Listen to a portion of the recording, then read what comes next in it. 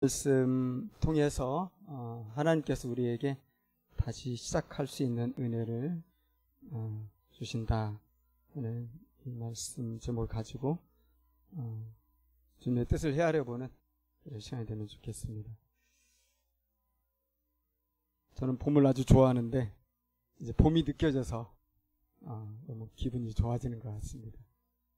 좋아하는 가장 큰 이유는 새로운 생명들과 새싹들이 그 동토를 뚫고 다시 솟아나기 때문인데, 특별히 또 화분의 이 식물 돌보는 것을 아주 좋아하지는 않는데 조금 좋아합니다.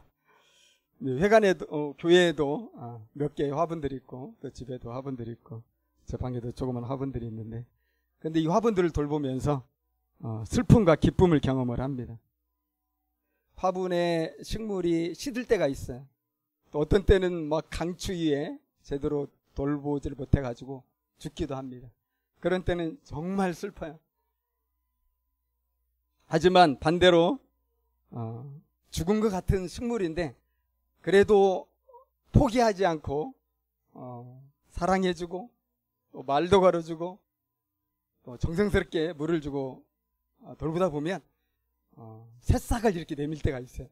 그러면 그때는 정말 환호성을 지르고 싶을 정도로 너무 기쁩니다. 뭐든지 그런 것 같아요. 다시 소망을 가지고 시작할 수 있는 거, 또 그런 것을 보는 거 되게 기쁜 것 같습니다. 오늘 본문을 보면서 저는 하나님의 넘치는 사랑을 느낍니다. 왜냐하면 하나님은 다시 기회를 주시는 분이다 라는 이런 생각을 할 수 있기 때문이죠. 우리 하나님은 정말 은혜 베푸시는 걸 여러분 너무 좋아하지 않습니까? 우리 하나님은 다시 기회를 주시는 거 너무 좋아하십니다. 절망의 광야에서 꽃 한 송이 피우는 거 주님 너무 즐겨 하시는 일이고요. 메마른 사막에서 반석을 쳐서라도 샘솟는 이 생수를 터뜨리시는 거 주님은 너무 기뻐하십니다. 실패한 쓰레기 더미에서 새 생명의 역사를 창조하는 거 주님은 너무 좋아하시죠? 정말 그렇습니다. 이스라엘이 끔찍하게 실패했지만 예수님은 다시 기회를 주시는 거예요. 여러분 우리 잘 알잖아요. 이스라엘은 인류 역사에서 특별히 선택된 민족이잖아요. 그 많은 민족 중에서, 그 많은 나라들에서, 그 많은 족속들 중에서 오직 이스라엘만 하나님이 선택하셨어요. 그래서 이스라엘 백성은 자부심이 강하죠. 우리는 선민이다. 우리 민족만 선택받았다. 주님은 너무 사랑하셨어요. 선택한 이유는 다른 게 아니었어요. 너희들이 수요가 많아서 그런 게 아니다. 너희들이 유달리 착해서가 아니다. 다만 내가 너희를 사랑하기 때문에 내가 너희를 택한 것이다.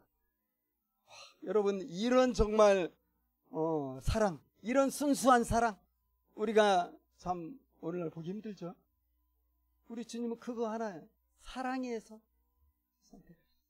그렇게 큰 사랑을 힘입었어요. 그리고 얼마나 많은 하나님의 능력과 기적을 체험하면서 이스라엘이 하나님과의 그 사랑을 시작했습니까?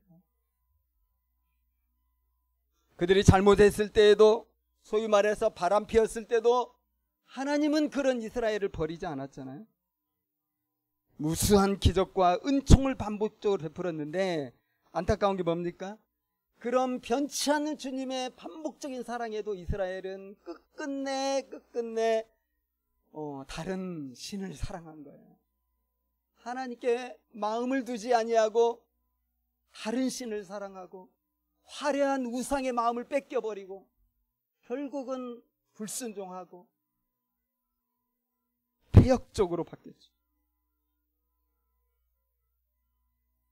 예수님이 오셨을 때, 그리고 하나님의 눈으로 보니까 유대교는 그야말로 흔히 말하는 막장의 종교였습니다. 더 이상 가능성이 보이지 않는 종교였어요. 아브라함으로부터 시작된 유대교인데 이제는 완전히 거의 끝장난 것처럼 보였다. 여러분, 얼마나 막장이었으면 예수님께서 그들의 종교 지도자들을 향해서 이 독사의 자식들아 이렇게 말했겠어요. 이 회칠한 무덤 같은 자들아. 막장이라는 증거 아니었어요? 더군다나 너희들의 아비는 거짓의 아비인 마귀 사탄이다. 세상에 예수님은 그렇게 정죄를 했어요. 그럼 예수님이 오셨을 때 그 당시 유대교의 형편, 그리고 그 유대교를 믿고 있었던 이스라엘 백성들의 그 상태가 얼마나 쓰레기더미와 같은지 알 수 있는 거죠. 여러분, 바리새인들과 유대인들은 율법에 껍데기만 붙들고 종교생활을 하고 있었어요. 율법에 껍데기만 붙든 그 형식적인 종교생활 특징이 있죠. 첫 번째는 뭐냐면 그곳에는 생명이 없다는 것입니다. 자유도 없고요, 기쁨도 없고요, 하나님을 섬기는 환희라는 것은 찾아볼 수가 없어요. 오직 끝도 없는 의무와 끝도 없는 해야 될 것으로만 가득 차죠. 생명이 없는 종교입니다. 두 번째 특징은 오직 자기 만족을 위한 종교 생활이라는 것입니다. 그들은 사실 많은 금식을 하고요, 또 얼마나 많은 구제를 했는지 몰라요. 그리고 얼마나 많은 경건과 기도 생활을 사모한 사람들입니다. 그럼에도 불구하고 그 모든 것들은 자기 만족을 위한 거였어요. 자신의 의를 위한 거였지 하나님의 영광을 위해서 한 게 아니에요. 정말 하나님을 사랑하고 이웃을 사랑하기 위해서 한 게 아니에요. 자기 만족을 위한 신앙생활, 나에게 기쁨이 되기 때문에 하는 신앙생활, 자기 자신만을 위한 거였습니다. 그런 율법적이고 형식적인 신앙생활을 하면서 정말로 중요한 하나님의 생명의 법을 버렸죠. 그에 대한 좋은 예가 있어요. 그게 뭡니까? 우리 다 아는 건데, 고르반이라는 거 여러분 많이 들어보셨죠? 유대교의 어떤 율법이고 또 장로들의 전통이라고 그러죠. 율법에서 파생된 장로들의 많은 전통들을, 유전들을 이스라엘은 지키고 있었는데 그 중에 하나가 고르반이에요. 마가복음 7장에 보면 고르반하고 하나님께 드림이 되면은 더 이상 부모를 봉양하지 않아도 됐어요. 그러니까 이 유대인들이, 여러분, 예나 지금이나 부모 섬기는 건 다 힘든 일이에요. 연로하시고 그런 분들 정말 에너지를 다해서 잘 섬겨드려야 되는데 먹고 사는 것도 복잡한데 얼마나 힘든 일이에요. 그리고 이 고르반이라는 이 장로들의 전통이 너무 좋은 거예요. 고르반 해가지고 하나님께 드림이 되었다고 이렇게 선포를 하고 또 제물을 갖다 바치면 더 이상 부모를 섬기지 않아도 되는데, 이거 얼마나 망령된 여러분 행동입니까? 여러분, 부모 섬긴다는 것은 바울이 얘기한 것처럼 약속이 있는, 장수라는 약속이 있는 첫 계명이라고 그랬고요. 하나님도 이 계명이 얼마나 중요했으면 친히 본인이 이 손가락으로 쓰셔가지고 돌판에다가 새겨가지고 줬냐 이거예요. 내 부모를 공경하라. 그런데 유대교의 장로들의 전통인 고르반 제도로 말미암아 이 계명을 완전히 뭉개버리는 거예요. 이런 것들이 모든 생활과 삶의 전반에 가득 차 있습니다. 그래서 여러분, 그 당시 이스라엘 백성들은 실패했어요. 하나님의 그 말씀을 따라서 부모를 섬기고 부모를 사랑하는 일에 완전히 실패했어요. 사랑하는 부부가 서로 더욱 진심으로 사랑하고 존경하는데 그들은 실패했어요. 자녀들을 정말 참된 하나님의 아이들로 키우는데 그들은 실패했어요. 일하는 현장에서 동료들을 섬기고 동료들을 긍휼히 여기고 동료들에게 은혜를 베푸는 이런 삶에 실패했어요.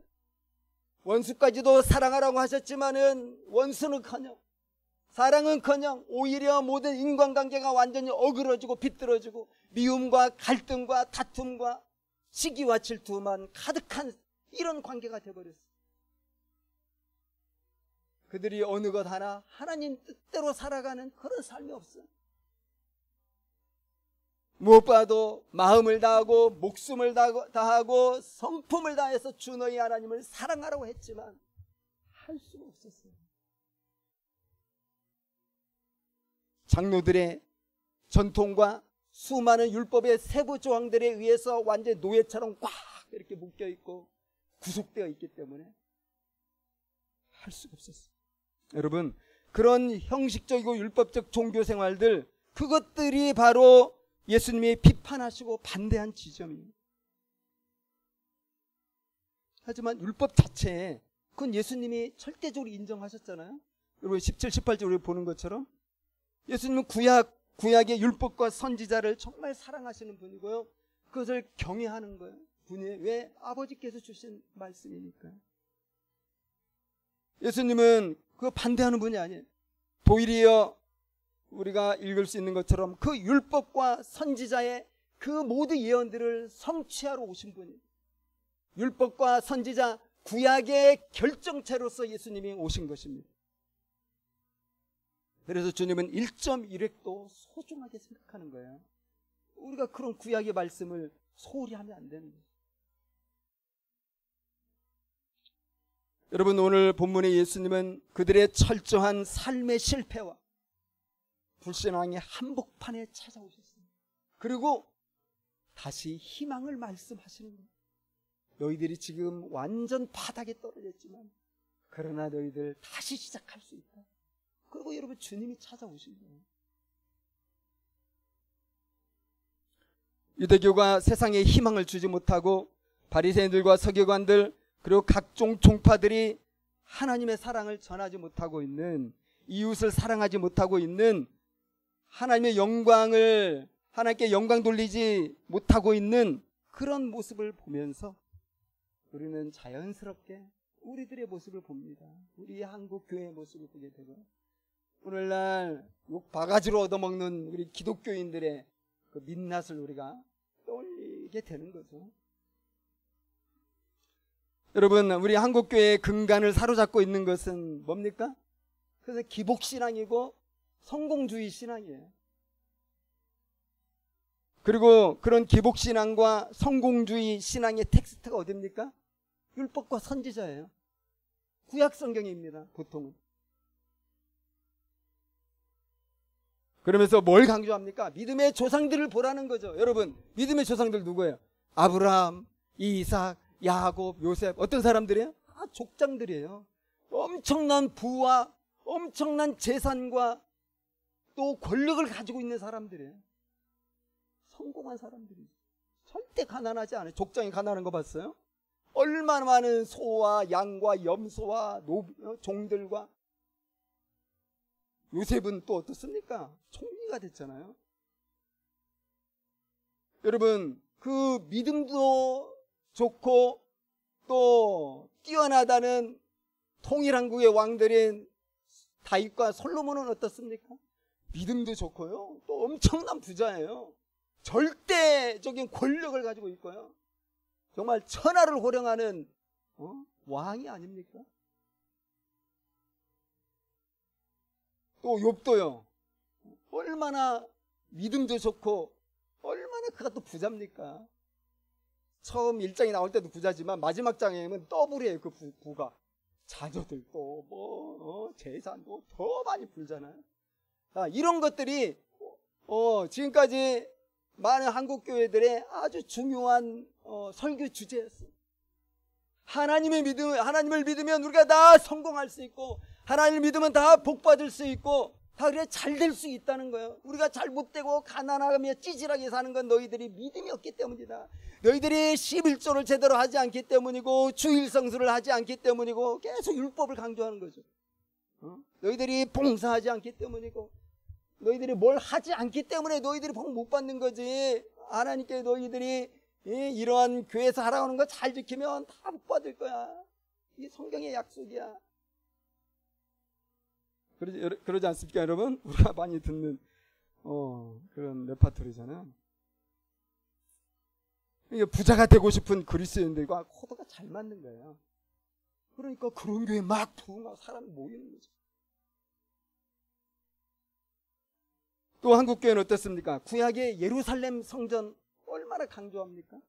구약의 그 예루살렘 성전을 위하여서 다윗이 생전에 모든 재료를 다 준비했잖아요. 모든 막 돈을 투자해가지고 레바논에서 막 나무도 사오고 막 기술자들도 막 준비해놓고 아들 솔로몬이 그냥 공사만 하면 될 수 있도록, 또 솔로몬은 그 성전을 지을 때 또 최선을 다했을 뿐만 아니라 모든 또 이스라엘 백성들이 기쁨으로 자기 재물을 드리고 자기의 돈을 바치고 자기의 자비량으로 자기 은사를 바치고 그렇게 해서 참으로 멋있고 화려한 위대한 이 솔로몬 성전이 완성이 되잖아요. 그 솔로몬 성이 완성됐을 때 솔로몬이 하나님 앞에 두 손 들고 기도하니 막 하나님이 성령으로 임재하셨어요.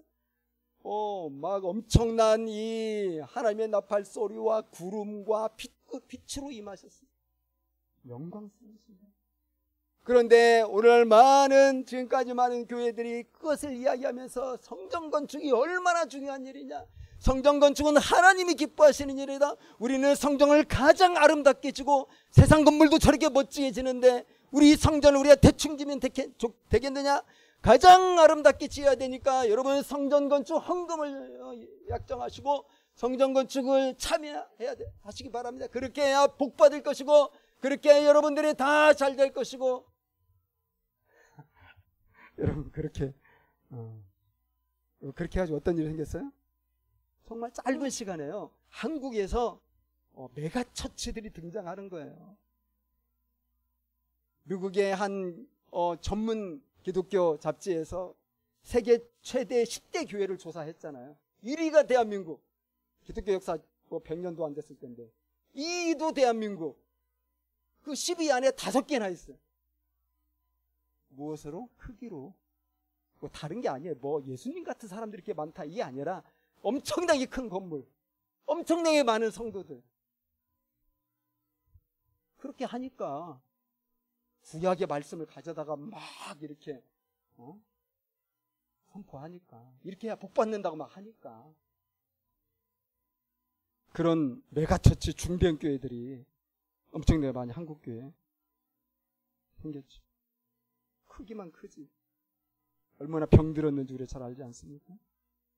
또 구약의 신명기 28장 정말 잘 쓰는 레파토리잖아요. 신명기 28장 보면 우리 앞에 축복과 저주가 있다. 하나님께 순종하는 자는 다 축복을 받는다. 하나님께 순종하는 자는 어떻게 축복을 받습니까? 머리가 되지 절대 꼬리가 안 된다. 위에 있지 절대 아래에 있지 않는다. 꾸는 자가 될 수 있을지언정 꾸지는 않을 것이다. 여러분 신명기 28장이 다 그런 말씀이에요. 이 말씀이 성도들에게 그대로 전해질 때 얼마나 좋아요. 와, 우리 다 위로 간대, 우리 다 머리가 된대.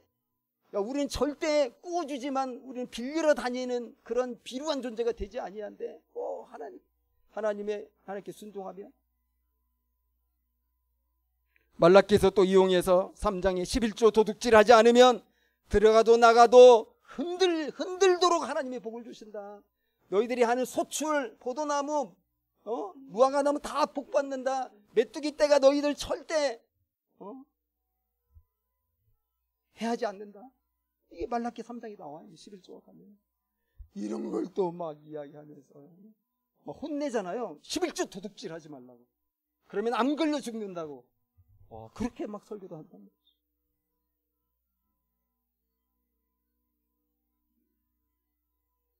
다 구약에서 율법과 선지자와 시편에서 이런 말씀을 뽑아가지고 신약의 성도들에게 다이렉트로 복을 전한다. 그래서 하나님도 잘 믿고 부자도 된다는 식의 기복신앙과 성공주의의 텍스트는 그래서 구약이에요, 보통. 그런데 여러분 여기에 얼마나 큰 잘못이 있냐 하는 거예요. 구약의 말씀 뭐예요? 율법과 선지자와 시편의 말씀 뭡니까? 그것은 그저 그림자에 불과하다는 것이 여러분 이 성경 신학자들의 전체 의견이에요. 예수님도 그렇게 말씀하세요. 오늘 말씀하세요. 나는 이 구약의 율법과 선지자와 시편 이 모든 예언을 내가 성취하러 왔다. 그러니까 구약의 모든 말씀은 그림자예요. 그림자고 모델하우스지 이게 진짜가 아니라고. 그림자를 따라가면 진짜를 만나죠. 모델하우스를 보면 진짜를 알 수 있고 상상할 수 있고 예측할 수 있죠. 그런 거지. 구약 전체가 하나님의 계시가 완성된, 이제 더 이상 해석이 필요 없는 그런 말씀이 아니라는 거예요. 예수님 말씀하셨잖아요. 내가 완성하러 왔다. 이 말은 무슨 말이죠? 모든 구약의 말씀은 예수님을 통해서 다시 해석해야 돼요. 그런 뜻입니다. 그런데 이해를 못했는지, 일부러 이해를 안 하려고 그랬는지는 몰라도 어쨌든 예수님을 통해서 구약을 다시 해석하고 오늘날 우리에게 어떻게 적용되는가 이런 노력을 하지 않고 그저 구약의 부자, 또 구약의 성공, 구약에 막 땅 많이 차지한 사람, 구약의 높은 사람들 막 예로 들어가지고 하나님 믿으면 다 이렇게 된다, 이렇게 얘기를 한다는 거죠. 이게 오늘 한국교회가 실패한 가장 큰 이유라고 저는 개인적으로 그래 생각해요. 여러분, 그러다 보니까 무슨 일이 벌어집니까? 구약의 성취로서 율법과 선지자를 완전하게 하기 위해서 오신 예수님께서 참으로 우리가 지켜야 될 이 하나님 나라의 율법을 교회에서 별로 가르치지 않는다는 거예요. 메시아적 율법이라고 할 수도 있고요, 이제 신약의 말씀이고요, 예수님께서 주시는 말씀이 그 대표적인 것이 바로 산상설교의 말씀이잖아요. 마태복음 5장, 6장, 7장의 말씀들, 이것은 정말 예수님의 생명의 말씀이고요. 이것을 행하고 지킬 때에 우리가 온전하게 되고 우리는 세상을 바꿀 수 있다는 거예요. 심령이 가난한 자가 복이 있다고는 말씀 아닙니까? 애통하는 자, 온유한 자, 의에 졸이고 목마른 자, 긍휼히 여기는 자, 마음이 청결한 자, 화평하게 하는 자, 하나님 나라와 그 의를 위해서 핍박받고 욕을 먹는 자가 행복하다는 이 예수님의 말씀을 가슴에 간직하고 그런 삶을 추구해야 되는데, 또 그 뒤어 마태복음 5장, 6장, 7장에 뭐 오른편 뺨을 치면 왼편 뺨을 돌려대라, 오리를 가자고 하면 십리를 가라, 원수도 사랑하라, 이런 말씀들을 가르치면서 그런 삶이 우리 그리스도인의 천국 백성의 최고의 어떤 윤리적인 삶의 목표가 되도록 가르쳐야 되는데 안 가르쳐요. 여러분, 수십 년 동안 저도 교회 생활했지만 정말 산상설교를 이렇게 제대로 주일날 설교하는 교회 기억이 안 나요. 들은 기억이, 산상설교를 안 하는 이유는 여러분 분명합니다. 왜 그래요? 산상설교에는 영혼 구원하라는 말씀이 안 나와요. 산상수훈에는 뭐 교회 건축을 하라는 말씀이 안 나와요. 산상수훈에는 부자가 되라는 말씀이 안 나와요. 다 반대죠. 그 반대. 별로 안 좋아해요. 성도들이 안 좋아해요. 오면 말씀이 저게 뭐야, 이 세상이 지금 어떻게 돌아가는지도 모르고 무슨 저런 말을, 저것은 예수님의 12제자에게는 해당되고 천국에서나 될 말씀이지 어떻게 이 세상에서 이런 말씀이 가능해? 그런 반응이에요. 그러니까 목사님들이, 많은 분들이 이 설교하려면 참 힘들어요. 그리고 저도 들어본 적이 없어요. 기억이 없어요. 그러니까 산상설교가 제대로 증거되지 않고 예수님의 새로운 율법이 전해지지 않으니까 오늘날 한국교회가 세상과 공감하지 못하는 이상한 괴물이 된 거예요. 욕만 바가지로 얻어먹는 이상한 이단 같은 존재가 돼버립니다. 기독교인들이 그런 속물적인 인간이 돼버린 거예요. 여러분, 정말 세상이 원하는 건 뭔지 아세요? 예수님 같은 사람이 나타나는 걸 세상은 원해요. 한 조사기관의 조사에 의하면은 이 종교인들에게 세상 사람들이 바라는 게 1번이 뭔지 알아요? 아십니까? 77%가 성숙한 인격이에요. 68%는 높은 도덕성이에요. 사실 산상설교를 우리 한국교회가 100년 동안 주구장창 가르쳤다면 지금 한국교회는 엄청나게 한국사회에 영향력이 있었을 거예요. 그런데 거의 또는 전혀 가르치지 않아요. 공동체 가면 다 주제는 산상설교예요. 지역교회는 절대 안 해요. 뭔가 문제가 심각하죠? 그래도 저는 희망을 갖습니다. 왜냐하면 여전히 주님은 우리에게 기회를 주신다고 믿고 있기 때문이죠. 여러분, 예수님이 이 천국의 말씀을 주시는데 어디에서 이 말씀을 주십니까? 산 위에서 주신다는 건 굉장히 의미가 있는 거예요. 산 위에서 주신다. 하나님께서 정말 노예살이 하면서 비참하게 살아가고 있는 그 구약의 이스라엘 백성들을 만나셔가지고 그들을 구원하시고 그들을 자기 백성 삼으실 때 언약을 체결하셨잖아요. 어디에서? 시내산에서. 모세가 하나님이 주신 말씀을 받아가지고 그것을 이스라엘 백성들에게 전했잖아요. 그때 하나님은 그렇게 말씀하셨죠. 나는 너희의 하나님이다. 나는 너희의 하나님이고 내가 너희와 함께 할 것이고 너희를 통해서 내가 세상에 나의 영광을 보이겠다. 그랬을 때 이스라엘 백성도 너무 흥분했어요. 너무 감사했어요. 우리 같은 노예 자식들을 이렇게 구원하실 뿐만 아니라 이렇게 영광스럽고도 전능하신 하나님의 백성 삼아주시니 감사합니다. 하나님은 우리의 아버지가 되고 우리는 하나님의 백성이 되겠습니다. 해가지고 결혼식을 올린 거잖아요. 시내산 언약 결혼식이에요.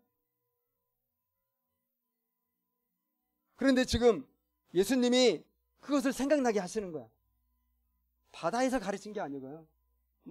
들판에서 가르친 게 아니고 산에서 가르치셨다는 것은 바로 구약의 그 결혼식을 생각하게 합니다.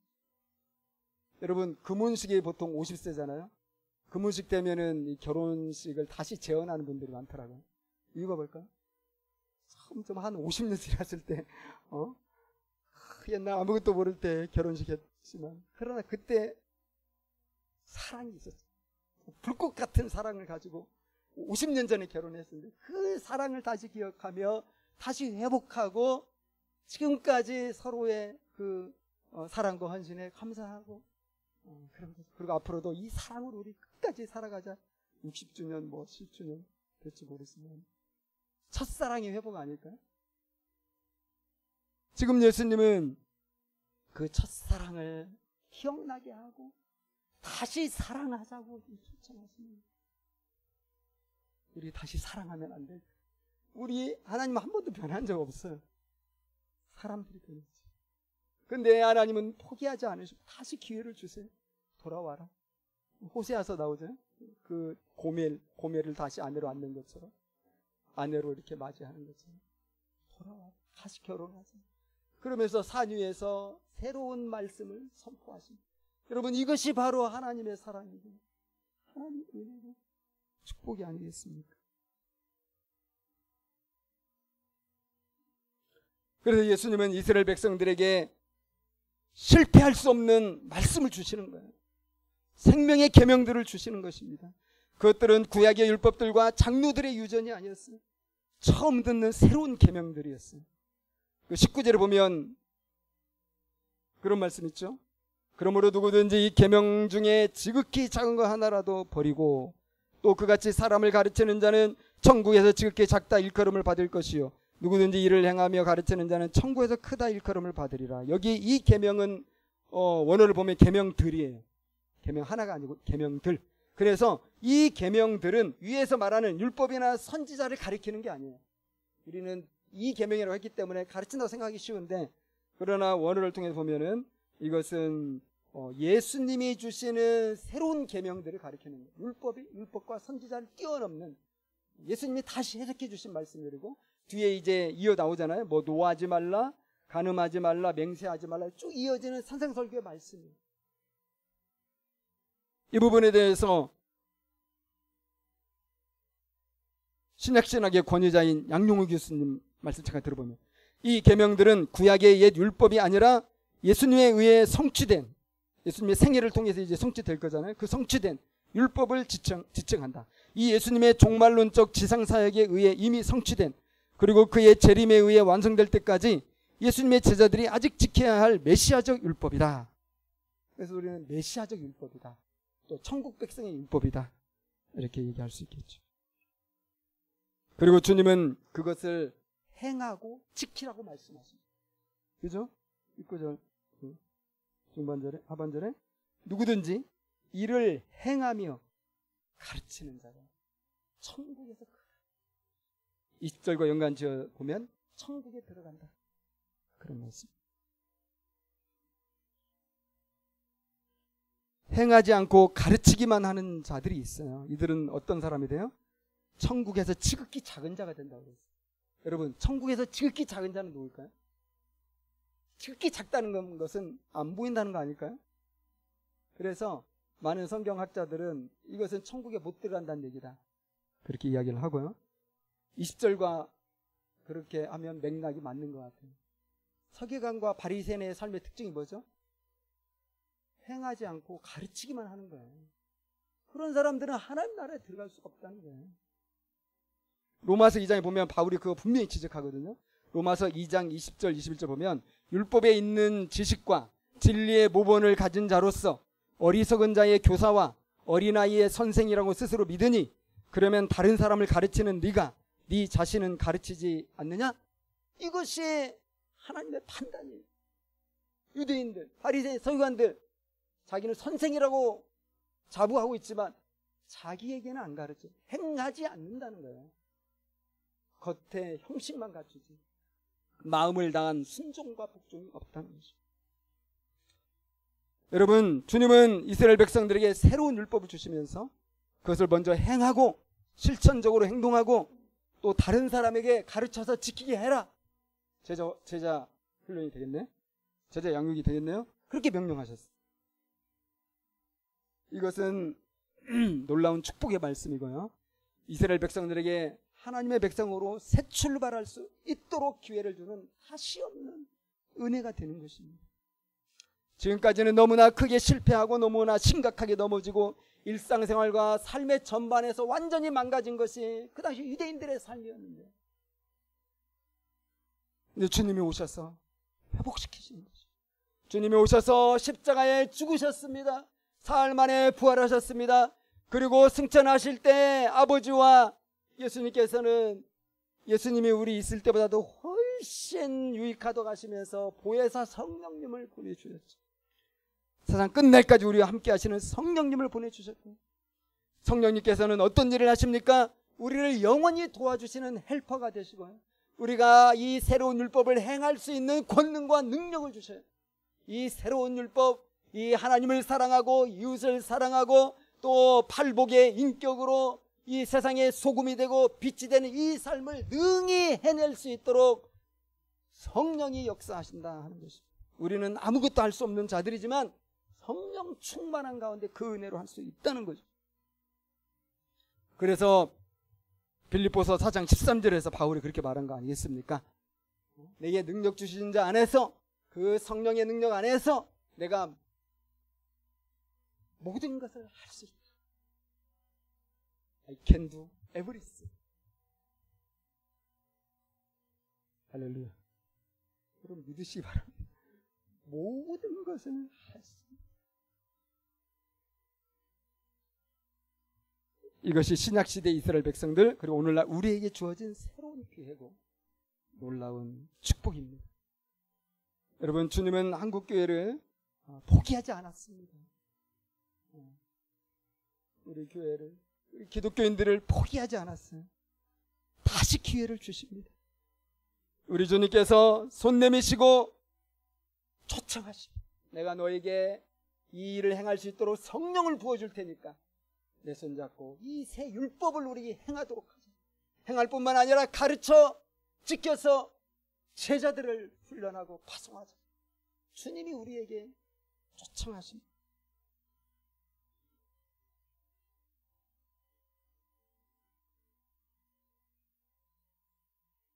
지금 우리 자리가 개인적으로 부끄러울 수 있을 것 같아요. 저도 제 자신의 삶을 돌아보면 정말 만족스럽지 않습니다. 나는 왜 이렇게 살아가요? 나는 왜 이렇게 인간관계를 할 수밖에 없을까? 나는 왜 이렇게 부족할까? 나는 너무 하나님을 사랑하지도 않는 거. 이웃 사랑하는 거 말만 그럴듯하지 걱정이 많아요. 바리새인처럼 되는 것 같아서. 말만 하고 지키지 않는 사람, 행하지 않는 사람이 혹시 나는 아닐까? 아마 우리들 모두도 그럴 것 같아요. 여러분, 자기 삶에 지금 만족하는 분 있어요? 난 제대로 좀 살고 있다. 많은 분들은 아마 개인적으로 부끄러운 삶을 살 수 살고 있지 않는지 생각이 듭니다. 인간관계에서 실패했다고 느끼는 분도 있을 것 같고, 정말 가족들, 또 결혼한 분들은 양가 가족들, 또 자녀들, 내가 정말 제대로 할 수 있나? 제대로 하고 있나? 이런 부분에 좋은 점수 줄 수 있는 분들이 많지 않을 것 같아요. 나는 하나님 부르심에 정말 지금 제대로 순종하고 있나? 하나님이 내게 은사를 주셨는데 이 정말 땅에 묻어놓지 않고 2달란트, 5달란트 남겨가지고 내가 게으르고 악한 종이 아니라 진짜 착하고 충성된 종으로 내가 살고 있나? 하나님이 내게 주신 생명과 능력과 건강함을 가지고 정말 내가 소금이 되었고 내가 빛이 되었는가? 돌아보면 참 우리는 지금 너무 부끄러운 자리에 있지 않나 생각이 듭니다. 우리 교회의 모습도 그렇고.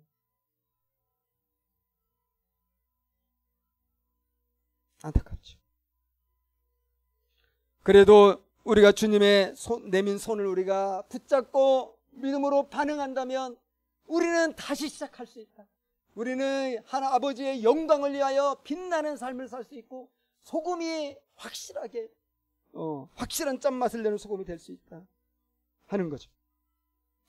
그래서 여러분, 저는 우리 다시 시작하면 좋겠어요. 믿음으로 다시 나를 보지 말고 무능력하고 바보 멍청이 같은 의지박약한 나를 보지 말고 나를 능력 있게 하시는 주님, 성령님을 우리가 사모하면서 다시 시작하면 어떨까요? 우리가 다시 시작한다고 했을 때 꼭 기억해야 할 말씀이라고 생각되는 게 있어요. 왜냐하면 베드로가 어떻게 시작했는가 하는 것을 우리가 보는 거죠. WSP 기도회 때 제가 잠깐 언급을 했어요. 우리 맥체인 본문 말씀이었는데, 누가복음 5장에 보면 베드로가 어떻게 새롭게 시작하는가 나오잖아요. 저는 요즘 좀 안타깝다고 생각되는 단어 중에 하나가 있어요. 그건 뭐냐면 노력이라는 단어예요. 노력이라는 말이 요즘 얼마나 폄하되고 있습니까? 노력에 무가치함, 해도 소용없다는, 이게 사실 우리 가운데 팽배해져 있지 않을까요? 노력이란 말을 우리는 어떻게 쓰죠? 노오력 이렇게 말합니다. 노오력.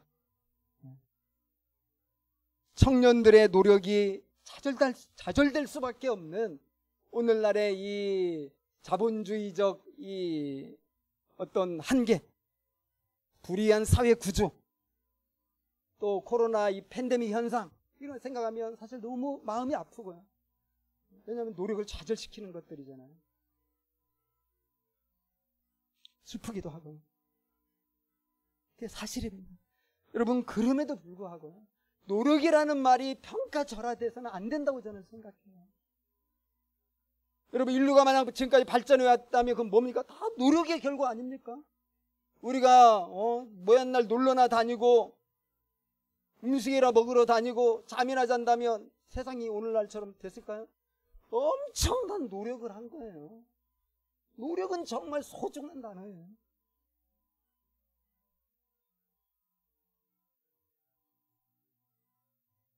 저는 오늘 이 시간에 베드로의 노력을 여러분에게 소개해주고 싶어요.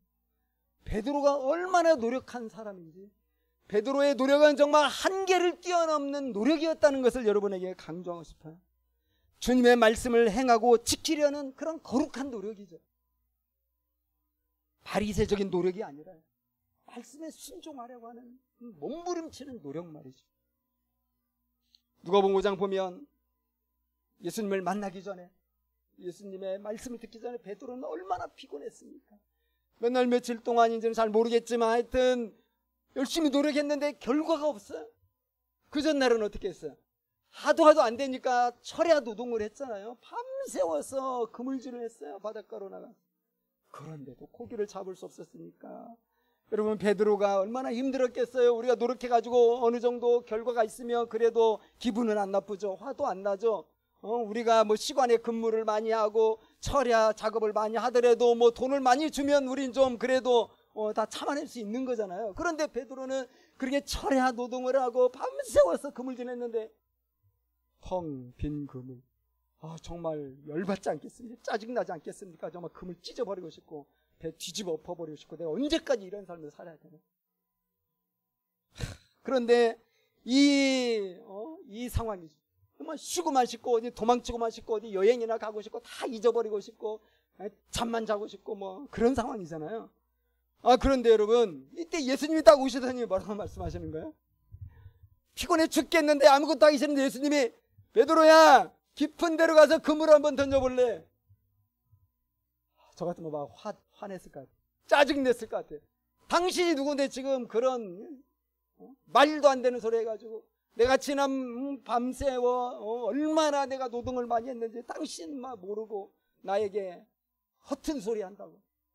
저는 아마 짜증내면서 원망하면서 순종 안 했을 것 같아요. 피곤해 죽겠는데 쉬고 싶은데 잠만 자고 싶은데 깊은 데로 가서 그물 내려라? 깊은 데는 어디예요 여러분? 물가 아니에요. 깊은 데는 저 바다 한가운데 가야 돼요. 엄청난 또 노를 저어야, 바람이 불면 또 역풍을 거스르고 노를 저어야 돼요. 그 노곤한 상태에서 그 완전 번아웃된 상태에서 또 노를 저어서 바다 깊은 데까지 가서 무거운 그 그물을 던져서 그렇게 하려면 혼자 안 내기가 또 동료들 설득해야 되잖아요. 동료 설득하는 게 쉽겠어요? 그런데 말이죠. 어려운 상황이잖아요. 그런데 그런 가운데서 예수님이 그물을 던지라고 했고, 그래서 우리가 두 번째로 더 놀라는 게 뭐냐면 베드로가 그 순종했다는 거예요. 야, 정말 그래서 베드로인가? 순종했어요. 베드로는 예수님 말씀하잖아요. 내가 밤새 그물 던졌지만 빈 그물입니다. 그러나 당신이 내게 말씀하시니까 내가 한번 해보겠습니다. 이거 성경은 이렇게 단순하게 나와 있지만 여기에는 엄청난 뼈를 깎는 자기 부인과 정말 어떤 한계에 도전하고 한계를 극복하고자 하는 이 노력의 의지가 거기 있는 거죠. 그러지 않고서 여러분 그 상태에서 깊은 데로 가서 그물을 던질 수가 있겠어요? 그래요. 깊은 데로 갔어요. 그물 던졌어요. 그 결과가 뭡니까? 다 알고 있으니까. 여러분, 이 세상은 정말 엄청나게 노력하고 지칠 정도로 노력하고 또 노력하는 사람들의 그런 수고로 발전하고 있는 거예요. 전 예전에 누군가 했던 말을 참 잊지가 않아요. 이 세상은 지친 몇 사람에 의해서 굴러가고 있다. 누가 그러더라고요. 세상에 뛰어난 사람들 보면 특별한 노력을 하는 거 우리 알잖아요. 인정하잖아요. 이 세상에 유명한 스타들 굉장히 초인적 노력을 해가지고 그 자리에 오른 거 우리 알거든요. 그냥 뭐 재벌 2세 3세 같은 경우는 그냥 받겠지만 그거 왜? 대부분 정상이 있는 사람들 보면요, 자기 관리라는 건 말할 것이 없어요. 그리고 초인적인 노력을 해가지고 그 자리에 오른 거예요. 많은 경우가. 금수저 빼고. 언젠가 제가 영상을 하나 봤는데 유재석하고 어떤 그 여자 유명한 변호사하고 대담을 하고 있어요. 사회자가 있는데 사회자가 유재석이 얘기하는 거죠. 당신은 정말 자기 관리로 정평이 나 있고 그렇게 확실하게 자기를 잘 이렇게 관리하면서 지금 이 자리에 이르렀는데 궁금하다. 당신 몇 시에 일어나냐? 유재석 여러분, 유재석 씨 몇 시에 일어날까요? 6시에 일어나는데 보통 근데 그렇게 다 일어나지 않나요? 회사 가려면? 근데 옆에 변호사가 있었어요. 여자 변호사인데 제가 영상으로 보면 정말 눈이 막 초롱초롱해요. 눈이 막 번쩍번쩍 빛나. 유재석은 막 그렇지 않은데 그 피부도 막 광이 나요. 정말 미인은 잠이 많다고 하던데 저분은 잠을 많이 안 주무시나 보다. 피부는 왜 이렇게 저렇게 번쩍번쩍할까? 이제 사회자가 당신은 몇 시에 일어납니까? 다들 뒤집어졌어요. 4시 반에 일어난대. 모두를 깜짝 놀랐습니다. 여러분, 특별한 성취를 이룬 사람들의 특징은 뭐냐면 대부분 철저한 노력파라는 건데, 우리 알잖아요. 아인슈타인조차도 자기가 똑똑한 거 아니라고 그랬어요. 자기가 노력을 더하고 고민을 더할 뿐이라고 얘기했거든요. 그런데 여러분 오해하지 마십시오. 제가 지금 얘기하는 건 우리도 그렇게 성공하기 위해서 노력해야 된다 이 말을 저는 지금 하는 거 아니잖아요. 여러분, 사람들은 다 자기 성공을 위해 그렇게 합니다. 그리고 그 높은 자리에 올라갔을 때, 어느 정도 위치에 올라갔을 때 그걸 유지하기 위해서 그렇게 철저히 자기관리를 하는 거예요. 그러나 우리 하나님의 사람들은 어떻게 해야 합니까? 우리는 무엇을 위하여 노력해야 됩니까? 우리는 무엇을 위하여 자기 한계까지도 돌파하면서 초인적인 노력을 우리가 한다면 해야 되겠습니까? 그건 우리는 완전 동기가 달라요. 우리 하나님의 자녀들, 주님의 자녀들은 아버지 하나님을 사랑하고 그분에게 영광을 돌리기 위해서 우리는 그렇게 살아가고요. 예수님의 그 사랑이 너무 감사하고 나를 위해 목숨 바친 그 사랑이 너무 귀해서 예수님 말씀을 순종하려고 그렇게 몸부림치면서 우리는 한계를 돌파하며 하나님을 사랑하고 이웃을 사랑하고 이렇게 소금으로 살고 빛으로 살고 노력을 거듭하는 거죠. 그런데 저부터도 보면 별로 노력 안 해. 하나님 말씀 순종하고 모든 영광 하나님께 돌리는 것이 우리 그리스도인의 목적, 삶의 목적인데 그 영광을 위해서 내가 이렇게 목숨 바쳐 일하는 게 있나 보면은 그렇게 못하는 것 같아요. 그저 최소한의 것만 마지못해 하는 경우 여러분 우리 많지 않습니까? 성경 읽기 최소한만 하죠. 마지못해서 최소한 합니다. 기도하는 거 최소한 합니다. 마지못해서. 교회에 여러 가지 사역들이 있는데 그것도 마지못해서 최소한만 하는 게 우리 모습 아닌가?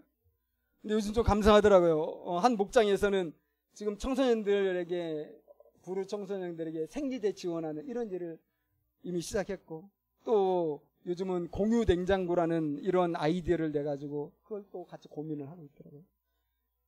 또 생태 선교부는 이 마을에 버려진 거의 방치되다시피 한 이런 정원들을 찾아가지고 가꾸는, 마을을 위해 가꾸는 일들도 이제 시작하려고 하고, 어쨌든 우리는 직장과 가정에서도 어떻습니까? 최소한만 해요. 예수님처럼 살아가는 거예요. 최소한만 합니다. 하지만 나의 생계와 나의 성공을 위해서는 좀 다르죠? 내가 하고 싶은 나의 쾌락과 나의 즐거움과 나의 만족을 위해서는 다르죠? 우리는 얼마나 열심히 합니까? 그런 걸 위해서는. 여러분, 우리는 이제 그걸 뛰어넘어야 한다고 생각합니다. 이제까지 나의 의와 만족 그리고 우리 가족의 행복이 최고의 동기부여가 되어 살아왔다면 이제 우리는 완전히 방향을 바꿔서 아버지 하나님께 영광이 될 수 있도록, 예수님의 이름을 천하 만민에게 증거할 수 있도록 하기 위해서, 그것이 우리의 살아가는, 우리가 최고의 노력을 기울이는 최고의 동기가 돼야 되겠다는 거죠. 19절 10절을 보십시오. 여러분, 누가 하나님의 나라에 들어갑니까?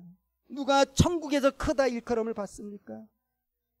실천하는 자, 그리고 그것을 가르치는 자. 요즘 이제 3월이 다가와서 그런지 날씨가 따뜻해지고 기분이 좋아져요. 새롭게 시작하기 좋은 때가 아닐까요, 여러분? 정말 저는 기도합니다. 우리 자신이 아무것도 아니라는 거 하나님 우리가 알게 해주십시오.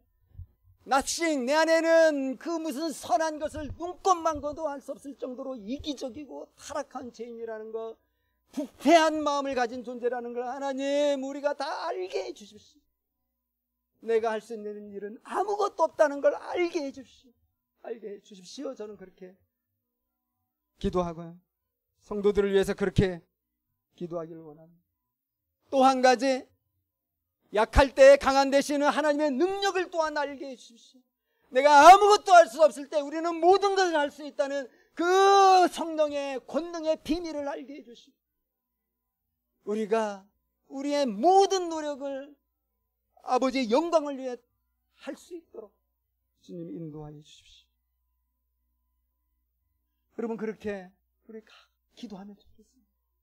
그 기도할 때 우리 이 땅에서 정말 하나님의 새로운, 예수님이 주신 새로운 율법의 말씀을 지키고 실천하면서 또 가르치면서 우리를 소금이라고 빛이라고 부르신 그 부르심 앞에서 우리가 제대로 살고 선한 일을 통해 하나님께 영광을 돌릴 수 있게 될 것이라고 믿습니다. 우리 같이 기도하겠습니다.